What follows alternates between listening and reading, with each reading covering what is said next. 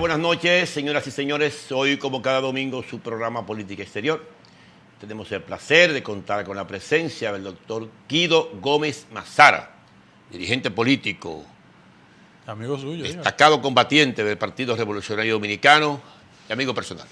Doctor, perfecto, buenas noches, bienvenido. Placer, como de costumbre. Doctor, se están produciendo una serie de insurrecciones sociales, de levantamientos sociales en toda América Latina, en parte de Europa y en parte del Medio Oriente. El gobierno libanés está, por lo visto, descabezado. El primer ministro Al-Hariri le presentó renuncia al presidente de la República. La situación en Cataluña luce de una ingobernabilidad total. Tenemos un proceso muy complicado en México, muy difícil de seguridad ciudadana en Chile, un levantamiento social nunca visto, ni siquiera cuando el sí y el no. Es que el plebiscito. Un proceso, claro, proceso muy complicado en Bolivia, de desconocimiento de un resultado. Una insurrección electoral en Colombia, donde el uribismo fue descabezado, sin mucho escándalo, con un bajo perfil, pero como con una cuenta pendiente. Es lo que parece que allí hubo, porque no estaba previsto un golpe tan devastador sobre la maquinaria política conservadora. Sobre todo la ultraderecha, estamos hablando. Y luego tú tienes otros procesos parecidos en diferentes naciones, como Francia, donde los chalecos amarillos arrinconaron aquella gran democracia. Hay un cierto desgaste en la popularidad del presidente Putin. Y así sucesivamente. Yo sé que este no es un proceso como el del 68. Yo sé que esto no es un mayo francés, con las consecuencias en Budapest, en Berlín. Pero, aunque son razones multifactoriales, yo recuerdo una obra que se llamaba El malestar de la globalización. ¿No? Lo regalé, desgraciadamente, después que había leído 40 páginas. Hay un malestar que apenas se inicia en mi lectura. ¿Cuál es tu apreciación? Vamos a comenzar por el proceso mexicano. Mira, que es el que más me preocupa. Sí. Gracias por la invitación. Yo pienso que a la hora que uno coloca sobre la mesa este tipo de reflexión, hay una multiplicidad de factores que han conducido a una activación de carácter social, con múltiples rostros, que va desde los componentes étnicos hasta el problema que más me perturba a mí, que es el caso chileno, como un modelo económico icónico en toda América Latina y el mundo. El proceso de crecimiento fue generando niveles de desigualdad y una gota rebosó la copa. Porque si bien es cierto, el mundo ha reaccionado con bastante sorpresa respecto al tema chileno, no es menos cierto que el incremento de la tarifa del transporte no fue la razón esencial, fue la acumulación de factores que de una forma u otra iban a conducir a esa reacción de carácter cívica. Guardando la distancia, los dominicanos ya tenemos una experiencia acumulada hace muchos años al respecto. 1984. Las famosas pobladas de 1984 fueron en gran medida una respuesta a una decisión de carácter económico, pero había una acumulación de insatisfacción. Y de impunidad. Correcto. Frente a ese hecho, tú me introduces y me dices, bueno, Guido, México. México es un país que hay que analizarlo desde mi humilde punto de vista con la tranquilidad suficiente, porque es difícil entender en la distancia al México. Porque en México hubo, sin la alteración de un orden que ha sido propio en América Latina, una ruptura con el orden. Es decir, En los últimos 40 o 50 años en América Latina, la concepción de ruptura con el orden siempre es la opción guerrillera. Pasó con Fidel Castro en 1959, pasó con el sandinismo en 1979. Esos eran los referentes. Ahora, cuando el cuerpo social mexicano hizo metástasis, quien activó ese circuito fue un exponente del sistema, pero con un profundo nivel de criticidad. Andrés Manuel López Obrador. Que no es un outsider puro y simple, es un crítico del sistema que viene desde la gobernación de un estado, por su partido original el PRI, la alcaldía del DF por el PRD, una ruptura con el DF y la construcción de un mecanismo alternativo que lo quiero subrayar, que para construir mayoría necesitó aliarse con sus contrarios históricos. Eso es bueno decirlo, ¿eh? Pactar, diría yo. Sí, pactó. Frente a ese acontecimiento, ¿qué pasa hoy en México? Bueno, que hay un gobernante con una vocación de ruptura, con el viejo orden, y que 70 y tantos años de unas élites gobernando generaron todo un sedimento social de complicidad que se resiste a los cambios. Eso es lo que pasa, fundamentalmente. Frente a ese acontecimiento, tú sientes que hay un nivel de inestabilidad en la sociedad mexicana. Fíjate que el último referente de intento de ruptura en México terminó con un balazo de un candidato presidencial. Luis Donaldo Colosio. Luis Donaldo Colosio. Un candidato del partido gobernante. Ahora, ¿este contexto se parece al de Colosio? No. Pero genera los riesgos de sectores que tienen todos los resortes del poder que se sienten técnicamente excluidos de este proceso. ¿Por qué? Porque la ruptura, si se puede llamar así, que se ha experimentado en México en los últimos 20 años respecto del PRI, vino de dos expresiones que eran un cambio de rostro, pero la continuidad del modelo. Habló del Partido de Acción Nacional, primero Fox y después Calderón. Ese es un tema que yo siento que está sobre el tapete y que va a encontrar una vía de explosión. Toqué el tema de Chile anteriormente, pero vuelvo sobre él. Pero Guido, escúchame que te interrumpa. Tú me hablaste de la crisis social acumulada que tiene claro. México, correctamente. Pero yo pienso que así como hay varios México, hay varias crisis. La crisis social acumulada es muy correcta, como tú la has enfocado. Pero hay una crisis de degradación de gobernabilidad, claro. que es la que genera la violencia del narcotráfico. La desgraciada... Más que violencia, escúchame, Fausto, es la capacidad de doblarle el pulso al Estado en muchas demarcaciones. Sí, hacia ahí voy. El último acontecimiento del hijo del Chapo Guzmán lo que revela es eso. Claro, hacia ahí voy. Así como la desgracia de Argentina es su riqueza, con una clase política que no es capaz de administrarla y de llevarla a un camino, a un sendero de desarrollo. Asimismo, la desgracia de México es su frontera. Oh, claro. Su frontera la coloca en un margen, en una convocatoria hacia lo delictivo con relación al imperio. Sí. Estamos hablando de un negocio que genera 20.000 millones de dólares en beneficio, que se va acumulando y que tiene que lavarse y que tiene que integrarse a la economía. Hay una frase célebre. Con una oh, pobre México, tan lejos de Dios y tan cerca de los Estados Unidos.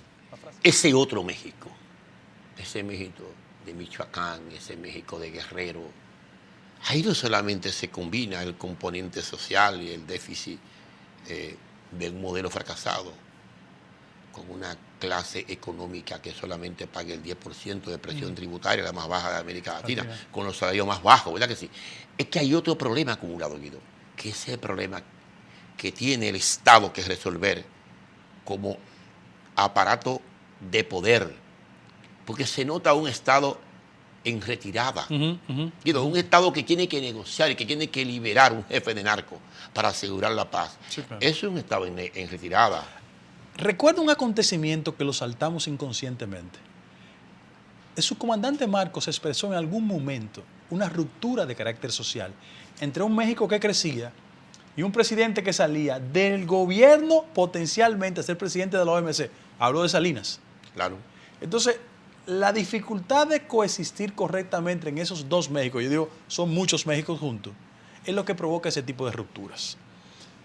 El pico del subcomandante Marcos se desarrolló en el marco de un país que era modelo, un Salinas de Gortari que era exhibible en toda América Latina y el mundo.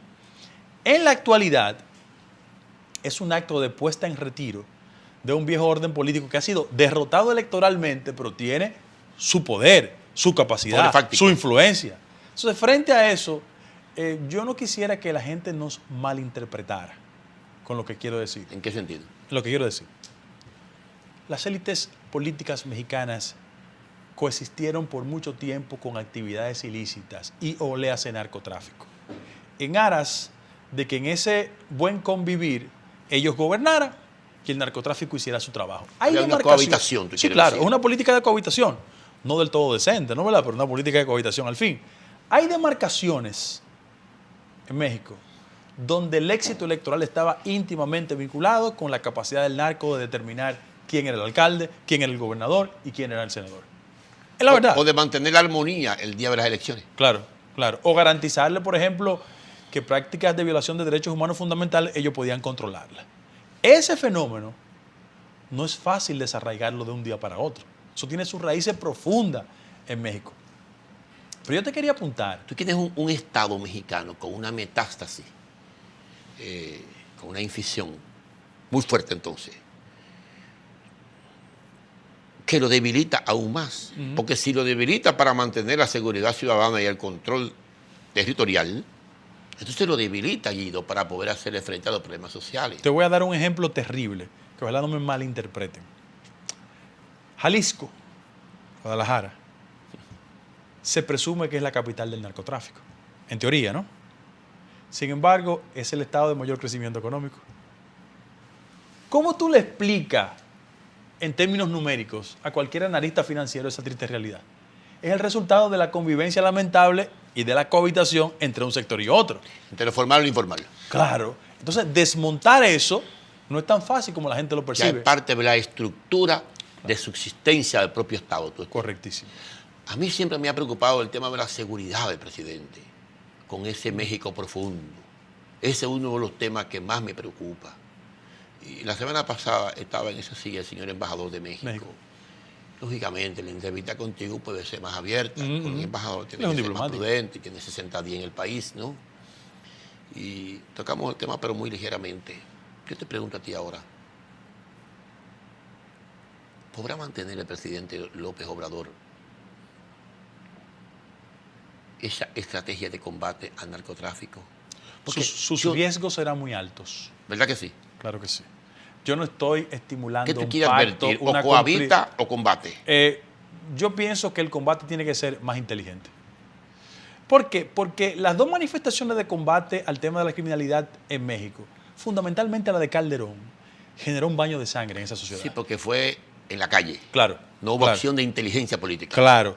Y fíjate que la reacción pública que da el gobierno respecto al hijo del Chapo, que lo toman en un mall, en un centro comercial, que él llega como cualquier ciudadano, una persona que tiene una orden de persecución de la Interpol y de Estados Unidos, llega en su vehículo y hay un operativo de seguridad, lo detienen. Pura casualidad. Sí, y comienza una negociación, en el mejor sentido de la palabra, entre las autoridades y una persona con esa característica. Pero eso hay que ver en las calles cómo fue. Claro, no, le cercaron el mall. Pero tú viste cómo fue en la calle. Sí, yo vi perfectamente. Y la ametralladora 50. 50, sí. Eso es un ejército en retroceso. Sí, claro. Y una autoridad de seguridad diciendo, está bien, le devolvemos al joven. O sea, eso es un acto revelador del control y la capacidad y cómo ellos han podido doblarle la mano al Estado. Ahora. Y el costo político que también no se quería pagar en determinado momento. Claro. Y te voy a dar un dato también que yo pienso que hay que colocarlo sobre el contexto. Fíjate que yo comencé hablando de Chile y del tema de la desigualdad. El gran problema de ese México invisible es que muchas demarcaciones donde la mano del Estado no se ha mostrado solidaria ni consecuente, que por el contrario ha generado 50 o 60 años de exclusión, esas actividades ilícitas terminan compensando la incapacidad del Estado de ser consecuente y solidario con la gente. Son un mecanismo de ascenso social, tú me quieres decir. ¿Y por qué muchos de ellos son los Robin Hood? Yo quiero que mucha gente analice el fenómeno de Joaquín El Chapo Guzmán con frialdad. es verdad que está correctamente preso. Es verdad que está correctamente procesado. Es verdad que él generó un daño terrible en términos de la producción de narcotráfico, ¿no? Y cómo llenó de sangre esa sociedad y otras sociedades. Y sus luchas intestinas. Sí, pero también es verdad que una parte de ese México lo ve de otra óptica. Lo ve como un vengador social. Frente a un Estado que lo abandona todo. Entonces, Alguien en ese espacio. claro, entonces, ¿qué pasó, guardando Aunque la no se distancia, justifica, en el Chile que nosotros conocemos? Que por 30 años América Latina estuvo viendo una economía que crecía y mucha gente argumentando en la siguiente dirección. Cuando hacía los paralelismos diciendo, bueno, es que este crecimiento es producto de una política de conculcación de derechos humanos, de violación, de represión. Te decían, pregúntale al ciudadano, ¿qué prioriza? ¿Su bienestar personal o la preservación de derechos humanos? Se desarrolló una discusión importante, porque la derecha chilena, y Piñera es una expresión de la derecha chilena, exhibía sus éxitos económicos. Pero el problema es que cuando la economía chilena crecía, la pregunta que uno se hace en países donde hay un profundo nivel de desigualdad, ok, la economía crece, pero ¿quiénes crecen cuando crece la economía? Y ese sedimento fue acumulando insatisfacción. A la Bachelet se le enfrentaron los estudiantes en las calles. No sé si tú recuerdas las imágenes. Porque muy a pesar de eso, el costo de la educación en Chile es el más alto de América Latina. y el más excluyente. Y excluyente de paso, porque una persona que tiene ingresos muy reducidos no tiene la capacidad de mandar a sus hijos a las universidades. Y no hay educación pública de calidad. Perfecto. Masiva. Entonces, frente a Ese es eso, un contrapeso que hay en República frente a eso Dominicana. viene una acumulación.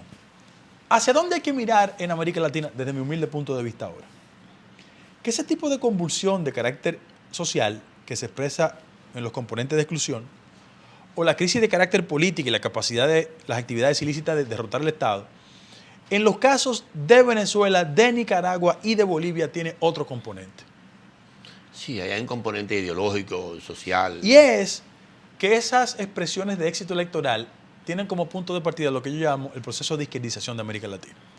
Con el éxito de Chávez, el petróleo alto, ¿verdad? Las commodities bien posicionadas en los mercados y una expansión de la inversión china en América Latina, fue importante. Y una inversión exitosa. en el gasto social también. Sí, fue, no, ese es el sustento electoral. Su base. ¿Qué pasó? Que esos países construyeron éxitos electorales, pero desarrollaron plataformas electorales que formalizaban victorias con una base fraudulenta. ¿Por qué tuviste con una base fraudulenta? Bueno, porque cuando tú Tuviste utilizas... en lo social, sí, no en lo electoral. No, cuando tú utilizas los mecanismos de carácter social, las políticas sociales que se desarrollaron en América Latina por recomendación de los organismos eran muy propensas a compensar la desigualdad sobre la base de la asistencia social. Pero esa asistencia social... asistencialismo. Esa asistencia social retorcida terminó siendo asistencialismo. ¿Y qué cambiaba el Estado? Te ayudo y ¿qué construyo? Una plataforma de carácter electoral con muchísimos simpatizantes. Y ellos la mueven en función de un interés. Los partidos que hemos sido víctimas de ese proceso sabemos perfectamente de lo que tú y yo estamos hablando. El impacto, claro. Mira, yo tengo una hija mayor, estudia en Argentina. Y ahora volvió el kirchnerismo. Más moderado, pero volvió. Sí. Bueno, porque su presidente, a pesar de que se hizo acompañar de doña Cristina, es una persona que tiene un nivel de moderación en el discurso. ¿No? Claro, correcto. Pero yo te voy a dar solo un dato. Durante la gestión del kirchnerismo en Buenos Aires, el 82% de la gente que recibía servicio eléctrico era subsidiado. Imagínate. Ponte a pensar de que 8.2 de cada ciudadano eran políticas de subsidio. Para traducirle a la gente en el país, eso es como bono luz para nosotros. ¿Qué pasó? Que vino Macri con una política de reformas económicas que en su momento eran importantes. ¿Qué impacto social tuvo? Que esa base que se sintió protegida por 2 periodos del kirchnerismo primero y 2 periodos después de doña Cristina, ¿cómo reaccionó? Con ira. Porque los programas de ajuste le afectaron su bolsillo, su estómago, la inflación se disparó y ellos le respondieron electoralmente. ¿Cómo? Derrotando a Macri. Desde el principio hubo una movilización social del sector sindical, Guido, tú lo viste. Pero tú no puedes ocultar, Guido, también, que la política económica de Macri, de endeudar el país con 150.000 millones de dólares, una locura. 150.000 millones de dólares le cogió a los organismos financieros multilaterales, Banco Mundial, FMI y demás. No tenía deuda Argentina. Ese fue uno de los puntos luminosos El kirchnerismo. del kirchnerismo. No tenía ese nivel de compromiso con la banca Internacional. ni invertía esa cantidad de dinero en pago de intereses. Hoy es una locura. Hoy la grave tragedia será cómo hacerle frente a aquello. Los mismos tenedores de bono habían sido sometidos ya a una mínima expresión. Pero Guido, cuando tú tocas el tema de Chile, que tú hablas de la inequidad social, de un crecimiento desproporcional con una muy débil inversión en la calidad de vida de los trabajadores, salarios pésimos, un sistema de pensiones colapsado, Y privatizado. La pesca chilena está en manos de 7 personas, de por vida. El mar chileno fue repartido por la dictadura. Pero hay un tema político de fondo, que es el tema que no se acaba de curar de la impunidad. Claro. El tema doloroso de los desaparecidos, de unas Fuerzas Armadas que se excedieron, Altamente comprometidas, son parte del paquete económico que gobierna el país, en sus élites. Y lo que es peor, con un nivel de contradicción social, de aceptación social entre las clases excluyente, un nivel de exclusión, no hay un compartimiento social, hay una élite que ve a los trabajadores como un componente utilitario solamente. Aquello ha generado un malestar profundo, que no solamente es desde el punto de vista de la equidad, la impunidad, los bajos salarios, una democracia que ya cumple 20 años, que ya usa pantalones. Y una fragmentación del bloque electoralmente exitoso. Una fragmentación del bloque, una izquierda que anda compactándose. Inclusive el propio Partido Comunista ya parece prácticamente arrinconado. Entonces, yo percibo que en Chile esa convocatoria de 1.200.000 personas, que era la manifestación más grande que yo he podido ver. Yo no sé cuántos millones costaba eso si los partidos la convocaban. Yo no sé, yo calculé que tiene que costar 2.000 millones de pesos. Sí, pero es un acto de militancia ciudadana. Eso es un acto de ejercicio ciudadano, de ejercicio de ciudadanía, Claro. Impresionante. Ahí no hay ni picapollo ni cerveza. Ahí no hay nada. Ahí hubo creatividad popular. Paralizaron el país, porque esa es la parte que no se quiere comentar. Fue una huelga general lo que se convocó, pero que se efectuó en las calles.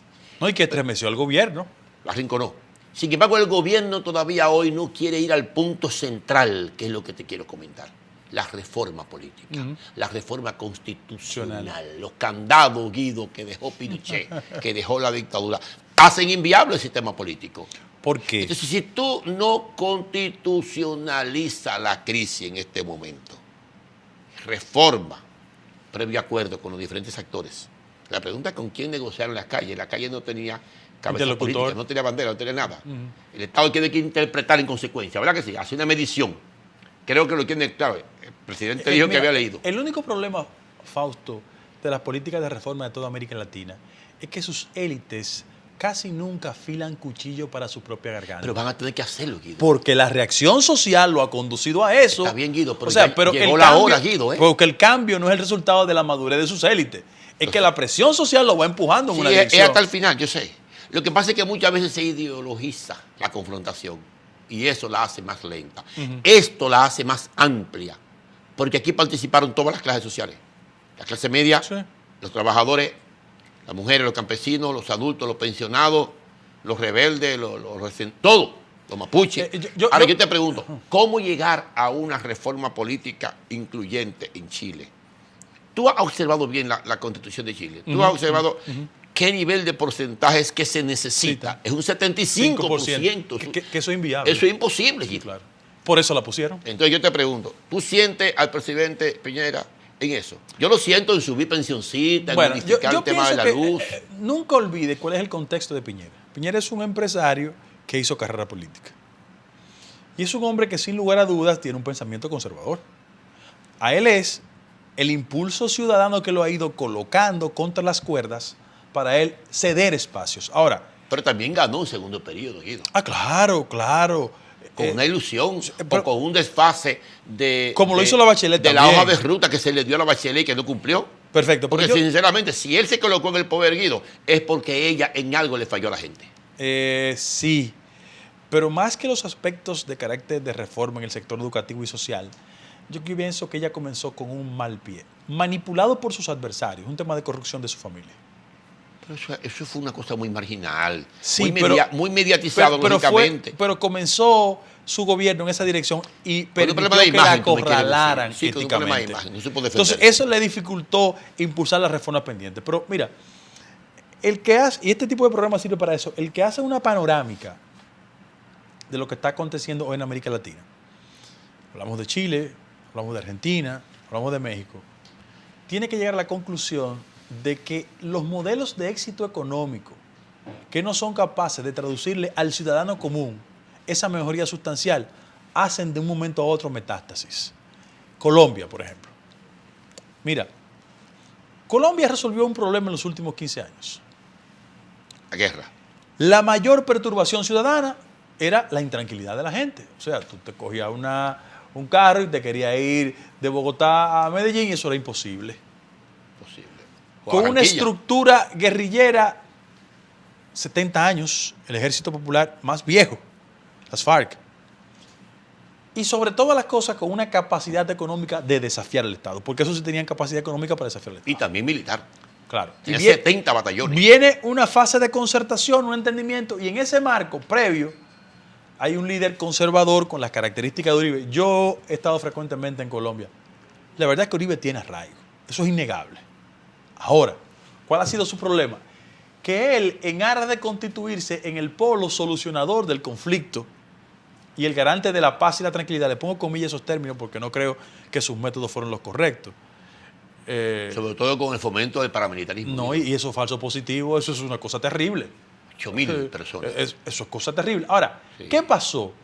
Que el ciudadano colombiano, cuando se sintió seguro de transitar por las calles, dijo, oye, ¿y los otros componentes dónde están?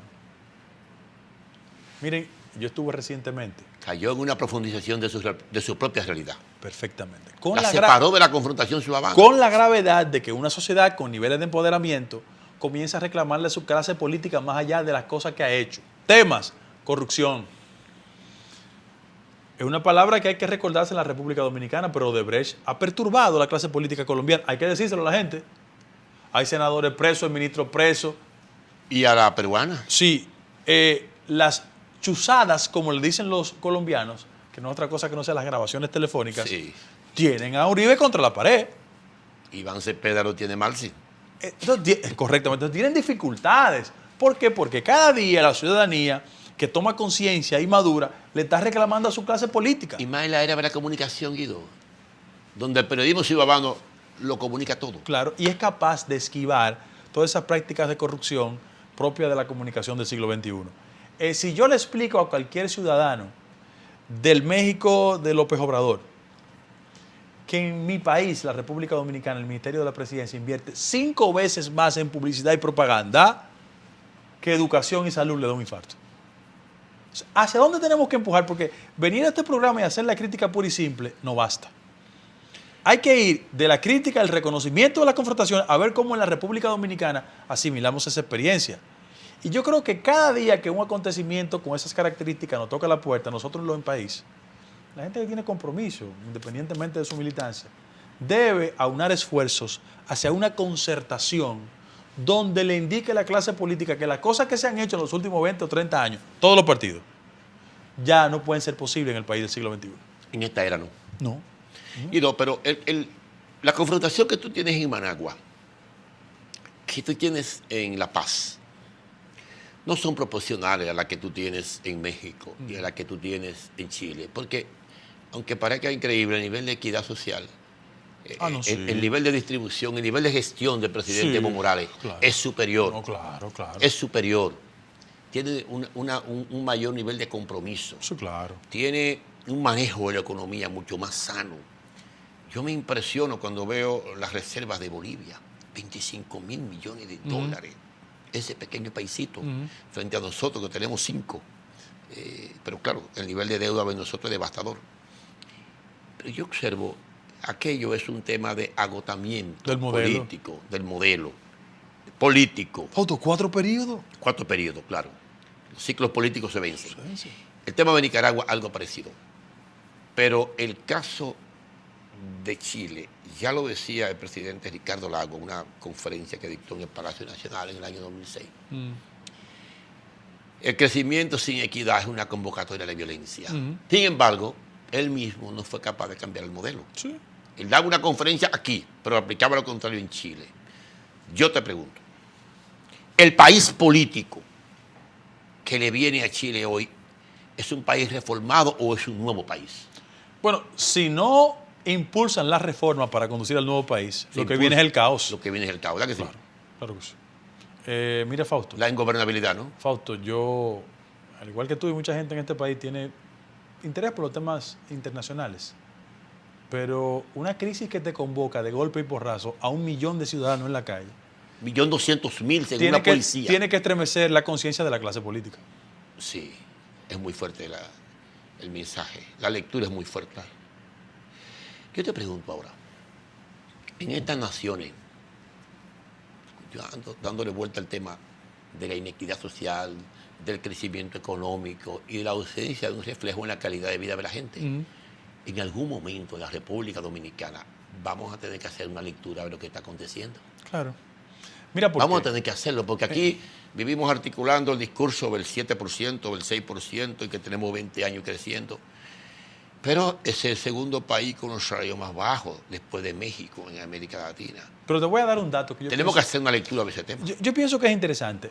Los políticos que se perfilan con posibilidades en el próximo torneo electoral tienen que hacer un alto en el camino y tomar conciencia de que este modelo, que si bien es cierto el punto de vista político, tiene capacidad de sobrevivir, eso no significa que el ciudadano común no tenga un altísimo nivel de impugnación al modelo político.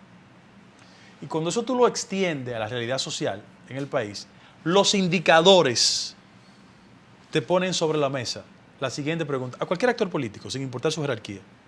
Este es el país que no merecemos. Este es un país que está en el discurso en el siglo XXI, pero en términos institucionales en el siglo XVIII. Entonces, esas distancias constituyen el caldo de cultivo de insatisfacción. Yo te voy a poner solo 2 ejemplos de sentido común. Todo el país creyó posible, viable, y aplaudimos el 4% del Producto Interno Bruto del sector educativo. Pero claro. Busca los indicadores. Si andamos bien o mal en matemáticas, en lectura. Descendiendo, Guido. ¿Tú sabes por qué? Gastando 175.000 millones de pesos. ¿Tú sabes por qué? Porque la maldición de la práctica política en este país, cuando encontró el 4%, lo hizo rentable para prácticas de corrupción y entendió que lo bueno era la infraestructura. Y tú sabes lo rentable que fue eso. Claro. La pregunta que nosotros hacemos, ¿estamos en capacidad de en este ciclo invertir en la preparación, en la formación y el adiestramiento de los maestros? Por ahí debe andar la orientación del gasto. Te puse ese ejemplo para decirte otro. Yo no sé qué capacidad tienes tú como padre de orientar a los muchachos, ¿no? Uno siempre conversa con los hijos, pero los hijos, en definitiva, tienen su agenda. El tema de la inseguridad ciudadana en este país, si no conduce a la clase política a hacer un pacto mínimo al respecto, tendremos grandes perturbaciones. ¿Por qué? Porque no solo el relato diario que tú ves en los medios de comunicación concerniente a asaltos, robos, atracos. No. Las estadísticas te revelan la dureza de la situación. Es como el tema de la inseguridad le ha cambiado la conducta diaria del ciudadano. Yo respeto mucho a los motoristas, pero cuando yo vengo a mi vehículo y siento un motor encendido, ¿sabes cuál es mi reacción? Claro. ¿No? Subir los vidrios y protegerte. Bien, entonces miren cómo un tema que se expresa en estadística también genera una perturbación en la conducta de la gente. Y sobre esa base... Y la jovencita que va caminando con la cartera, ¿cuál es la reacción? Sí. El estremecimiento. Sí, claro, claro. Y yo, por ejemplo, he tenido la oportunidad de preguntar en algunos círculos, entre 10 jóvenes. ¿Cuántas veces te han atracado? Hay gente eso es tremendo eso. De 17. De 17. Y las muchachas de 19. Pero tú sabes una cosa, a la hora de abordar el tema, el factor de desigualdad también hace presencia. Claro. ¿Por qué? Claro. ¿Un joven en la República Dominicana va al mercado delictivo porque quiere? No. La falta de oportunidad, los indicadores te establecen, por ejemplo, la República Dominicana está encabezando los ninis en América Latina. 950 ¿Qué es un mil. joven de un sector popular? Yo nací en un barrio en Ciudad Nueva. Antes la esquina era la instancia de creatividad literaria, deportiva, de militancia política. Combate político, Combate político. la lucha social. No, ahora la marginalidad te conduce a que la esquina sea una fuente de creatividad lectiva. Y el exhibicionismo material. Sí, con grandes problemas. Aquí hay un prejuicio laboral silencioso de que cuando cualquier joven de un sector popular va a una empresa privada o pública Tiene que ser a muy bien solicitar y le dice, yo nací en tal barrio o vivo allá, hay un prejuicio natural. Muy profundo. Natural. Entonces, Tiene que haber muy buena recomendación. correcto. Frente a eso tenemos que establecer vías para que el factor que más nos perturba, como lo indican todas las encuestas, que es el tema de la inseguridad, sea abordado por el conjunto de actores políticos, porque aquí hay que devolverle a la gente el derecho de andar por la calle con tranquilidad. Pero Guido, además de ese componente, no es posible que una nación gaste más en el capítulo de publicidad de su presupuesto que en vivienda. Es que tú Social, no me puedes sí. gastar 9.500 millones de pesos en publicidad y no construirme 9.500 apartamentos. Es que tú con 9.500 millones, tú me construyes 20.000 viviendas al año de 500 mil pesos. No, y reduzco el déficit habitacional. Exacto, y tú le devuelves la esperanza a la gente Claro. en el sector social, le combate la autoestima. Sí, el con la desastre. aspiración de un techo. Claro, señor, y lo hace sentir un ciudadano. Pero ese es un componente. Tú tienes el problema de los beneficios que tienen las élites en exoneraciones, Guido. Mira, en descuentos impositivos. Exenciones fiscales. Guido, estamos hablando, Guido, que solamente un impuesto, el impuesto a transferencia, el ITEVI, se va en 45 mil millones de pesos al año. Estamos hablando, lo dicho por el propio director de impuestos internos. Pero no estamos hablando que el pueblo dejó de pagarlo, ¿eh? El pueblo lo pagó, es que no le llegó al Estado. ¿Sabes O que sea, la gente lo paga, Guido. Y después que la gente lo paga, sencillamente ¿sabes que se queda con él. una de las grandes Segundo, el impuesto sobre la renta. Dice que es un 38. Cuando yo sumé exoneraciones, ITEVI e impuestos sobre la renta, me dio un total de 180 mil millones de pesos al año. ¿Tú te imaginas incorporarle exenciones fiscales? exenciones fiscales? Entonces, si tú me integras eso, el 50% dedicado al gasto social, dedicado a la vivienda, dedicado a la salud, ya no hay que dedicarlo a la educación. En la educación tenemos un exceso. Pero dedicado a la vivienda y dedicado a la educación y dedicado al incentivo del desempleo de la juventud. ¿Verdad que sí? Y al medio ambiente, a rescate. ¿Tú te imaginas el impacto que sería eso? 50 mil millones de pesos al año. Yo creo que ese es el tipo de discusión que ¿Por tiene... qué es que no podemos analizar eso en el debate político con los candidatos? Bueno, porque en el país Es que tiene que discutirse, hay un Guido. culto a la superficialidad sobre el debate político. La gente confunde activismo político con debate de las ideas. Eso ya no es posible, Guido. Y No, sobre- pero está como Chile, igualito. Sí, lo que Como tenemos, otra poblada. lo que debemos hacer. ¿Cuándo fue la última poblada en Chile, Guido? Uf, ¿Cuántos años hacen, Guido? bueno, en el marco de la dictadura. No, yo digo aquí. Ah, en República 84. 35. 84. 35 84. años. 35 Sí, años, Guido. con un gobierno del doctor Jorge Blanco.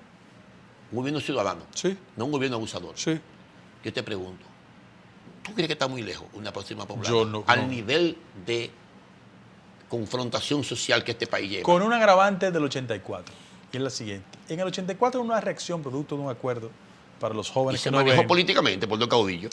correctamente. Tú lo sabes, Guido. Pero había un acuerdo sombra con el Fondo Monetario Internacional. Bernardo Vega era gobernador del Banco La Central. década de los 80, Exactamente. la década perdida. ¿Cuál es el problema? Que ahora cualquier tipo de irritación social tiene otra carga. Claro. Y es que el nivel de desigualdad social es tan evidente y tan repugnante que la gente se siente con más razones para ir a la calle.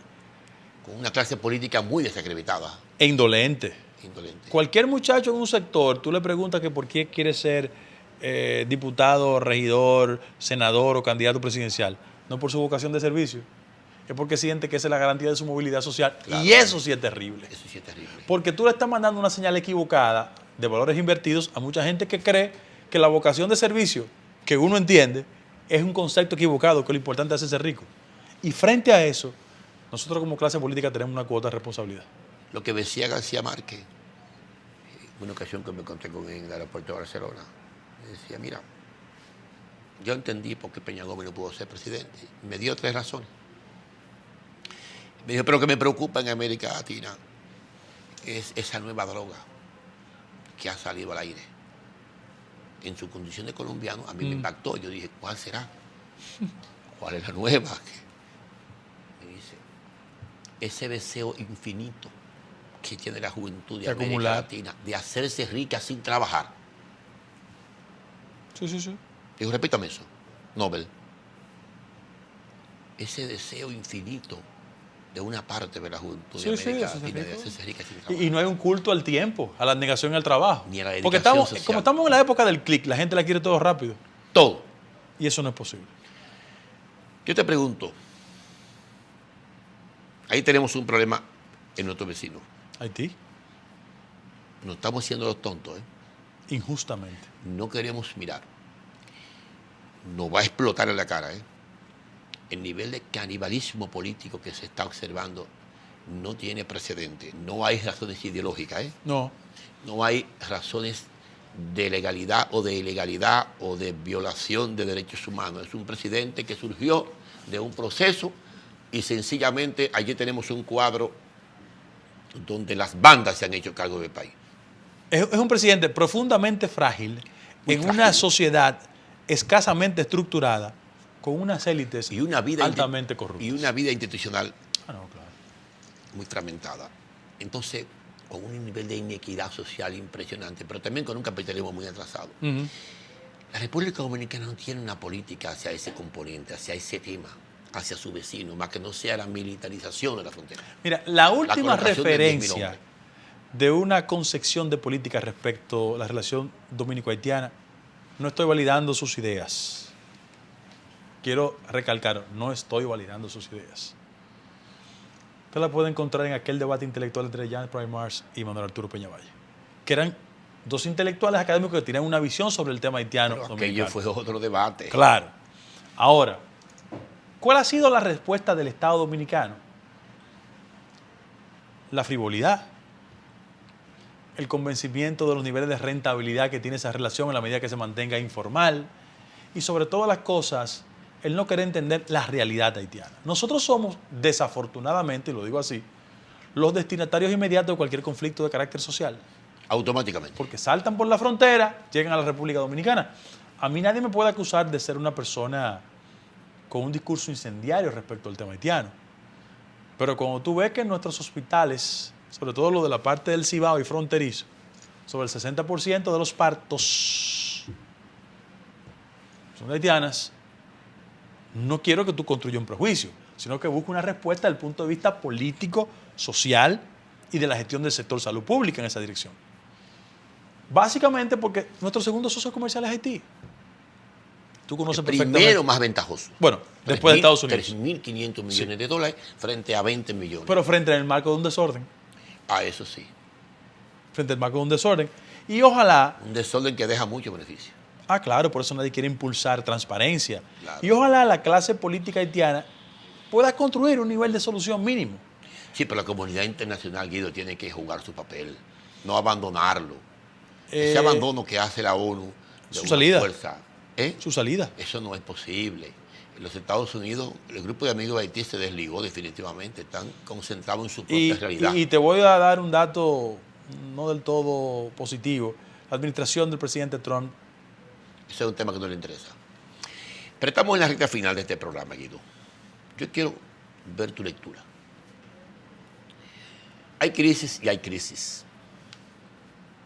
Hasta hace 8 meses, la preocupación de América Latina era la intervención o la no intervención en Venezuela, de la comunidad internacional, del TIAR y de demás mecanismos. Hoy Venezuela no es el punto de agenda. No. Hoy Guaidó es un recuerdo. Un fantasma que anda deambulando en Venezuela, pero que sabemos que no tiene la más mínima importancia política. 62 naciones desconocieron al presidente de Venezuela, al gobierno venezolano, pero desgraciadamente está ahí, hoy más consolidado, la oposición más dividida. ¿Cuál es la razón por la que tú piensas que fracasó toda la política hacia Venezuela de la comunidad internacional? ¿No hubo una lectura correcta? En primer lugar, yo creo que uno de los grandes problemas de la comunidad internacional es que quiere resolver los problemas de América Latina de una perspectiva en Washington. Y no es así. No baja al terreno. No, las sociedades latinoamericanas tienen su ritmo, su dinámica, Su ciclo. sus ciclos. El caso de Cuba fue ese también. Claro. Cuando ellos pretendieron que la Fundación Cubanoamericana desde Miami operara para procurar una solución política en Cuba, lejos de Cuba, no resolvieron el problema. Nunca. Bueno, Mascanosa no fue otra cosa que no sea un instrumento para hacerse de dinero. Claro. Esa fundación era eso. Y los cubanos siguen ahí. En el caso de Venezuela, siento que no han abordado correctamente el tema. Yo estoy totalmente en desacuerdo con los procedimientos internos en Venezuela, en términos de persecución política, conculcación de derechos fundamentales. A mí no me gusta eso, ni estoy de acuerdo. Ahora, yo lo que sí creo es que la oposición no ha tenido la inteligencia ni la visión estratégica de desplazar De hacer su con propia agenda.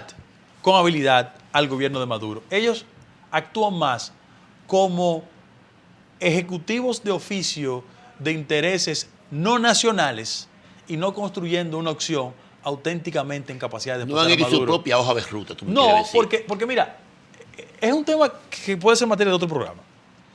Pero fíjate que el perfil de la mayoría de los actores opositores son cifrinos. El que es venezolano que me está escuchando sabe lo que es. Son exponentes de las élites venezolanas que fueron desplazados por el fenómeno de Chávez en su éxito electoral y que acumularon razones políticas para criticar al chavismo. Pero en el fondo se desconectaron de la base social que electoralmente siempre ha sido muy adicta Pero se al régimen de desconectaron en Chávez. el 98. Sí, Guido. claro, por eso perdieron. Le presentaron a Salas Romer a Chávez, por eso lo derrotó. Exactamente. Y anteriormente le presentaron otros representantes, ¿no? El intento de golpe mismo le dio oxígeno político. De todos modos, yo pienso que América Latina hasta el año 2012, Guido, exportaba en intercambio comercial ventajoso gracias a los precios de sus productos de exportación, de sus recursos naturales, el 200% de lo que exporta hoy. Estamos hablando que si América Latina exportaba 400.000 millones de dólares, en el 2019 exporta 200.000. Ahí se expresa parte del proceso de deterioro también de los gobiernos progresistas, como tú bien decías, sobre la base de un asistencialismo, cortaba la chequera, se expresa electoralmente, sumaba los errores puntuales. Ese y otros temas tendremos que discutirlo en otro programa. Bueno, Gracias por venir. gracias Buen a ti. fin de semana, Gracias. señoras y señores. Será hasta el próximo domingo, cuando volveremos con su programa Política Exterior. Muchas gracias.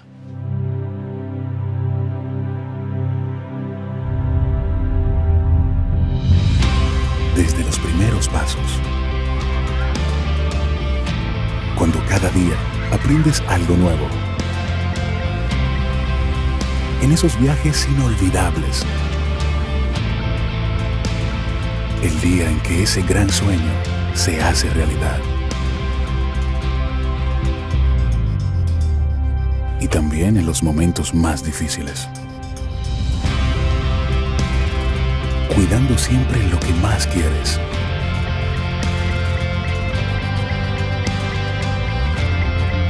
Día y noche. Kilómetro tras kilómetro. Contigo todo el camino.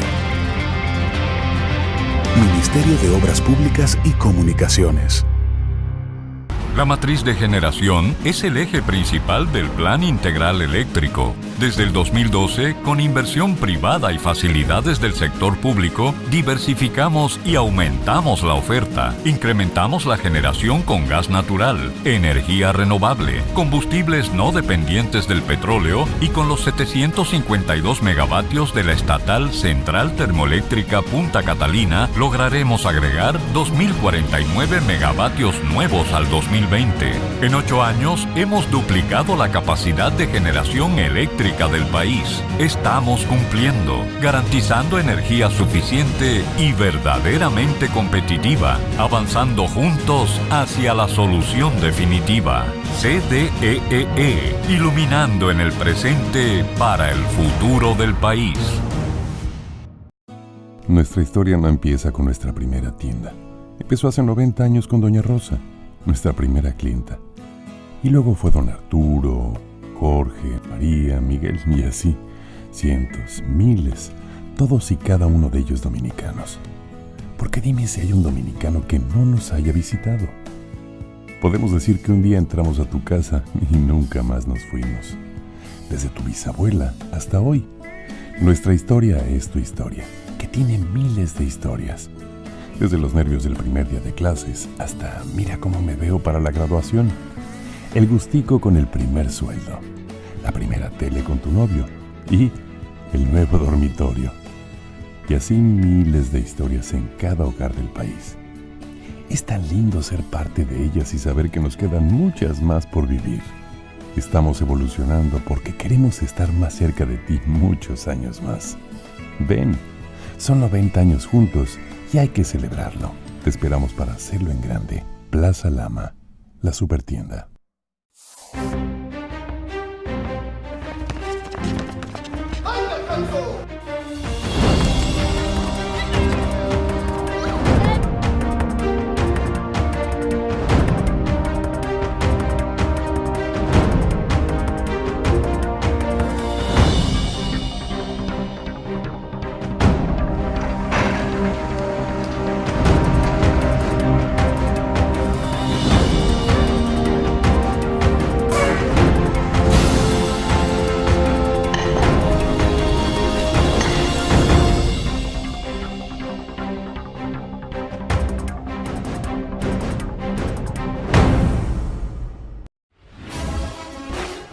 Lista para el deporte.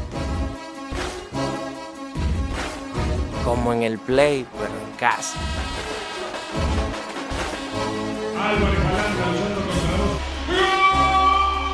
Para que lo escuchen hasta los vecinos. Celebremos con todo, por deporte. Plaza Lama, la supertienda. Sabor a casa y a mis recuerdos, a tradiciones y colores de mi pueblo, el mismo aroma de todo el tiempo, el sabor que inspira y a mí me enamora. El sabor de mi pueblo ese que siempre llevo dentro junto a todos mis recuerdos, porque la buena amistad sabe a café. El aroma que inspira, el sabor de todo un pueblo que despierta con aroma, que inspira y enamora. El sabor de todo un pueblo que despierta con aroma, que inspira y enamora como el mejor café. Café Santo Domingo, sabor que empieza en el aroma. Tu café de siempre.